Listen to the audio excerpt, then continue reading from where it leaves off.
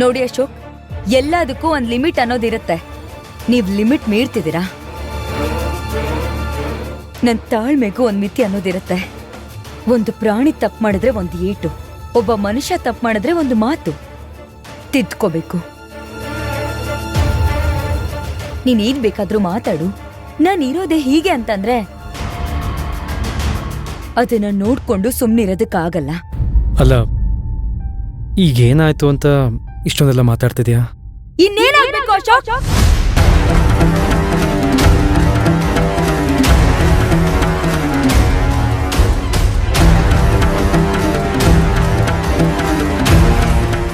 ಬಾಯ್ ಬಿಟ್ರೆ ಸುಳ್ಳು.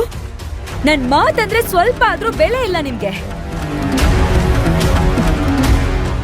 ಅವಳೇನೇ ಹೇಳಿದ್ರು ನಾನೇನ್ ಕೇಳೋದು ಅನ್ನೋ ಅಹಂಕಾರ ಅಲ್ವಾ ನಿಮ್ಗೆ?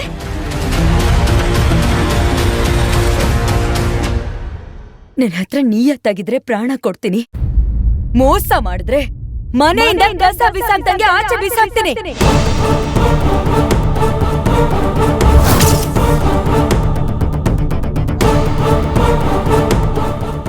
ನಿಮ್ಮಿಂದ ನನಗೇನೂ ಆಗ್ಬೇಕಾಗಿಲ್ಲ.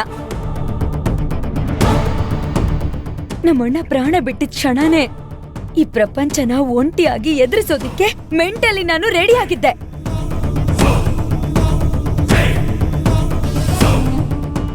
ಹೀಗೆಲ್ಲ ದೊಡ್ಡ ದೊಡ್ಡ ಮಾತಾಡೋ ಅವಶ್ಯಕತೆ ಇಲ್ಲ ಶಿವಗಾಮಿ.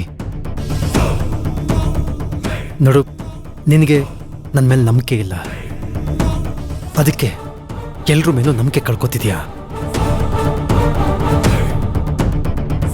ಎಲ್ಲಾನು ತಪ್ಪಾಗೆ ತಿಳ್ಕೊತಿದ್ಯಾ. ಅದೇನೋ ಹೇಳ್ತಾರಲ್ಲ, ಕಾಮಲ ಕಣಿಗೆ ಕಂಡಿದ್ದೆಲ್ಲ ಹಳದಿನೇ ಅಂತ. ಹಾಗಾಗ್ತಿದೆ ನಿನ್ನ ಪರಿಸ್ಥಿತಿ. ಹೀಗ್ ಹೇಳೋದಕ್ಕೆ ನಾಚಿಕೆ ಆಗಲ್ವಾ ಅಶೋಕ್ ನಿಮ್ಗೆ? ಅಂಗೈ ನೋಡೋಕೆ ಕನ್ನಡಿ ಬೇಕಾ?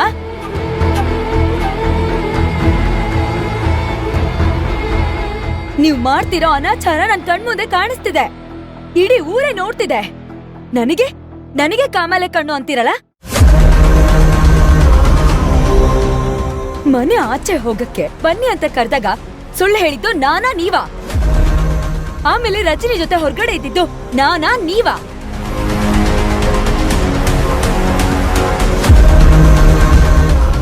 ಪ್ರತಿದಿನ ಮನೆಗ್ ಲೇಟ್ ಆಗಿ ಬರೋದು ಯಾಕೆ ಅಂತ ಕೇಳಿದ್ರೆ ಕ್ಲೈಂಟ್ ಜೊತೆ ಮೀಟಿಂಗ್ ಅಲ್ಲಿದೆ ಅಂತ ಸುಳ್ಳು ಹೇಳೋದು ನೀವಾ ನಾನಾ?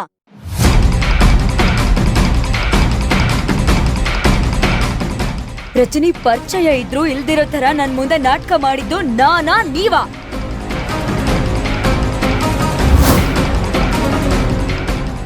ನಿಮ್ ಮಾತಲ್ಲಿ ಸುಳ್ಳು, ನಡ್ತಲ್ಲಿ ಮೋಸ.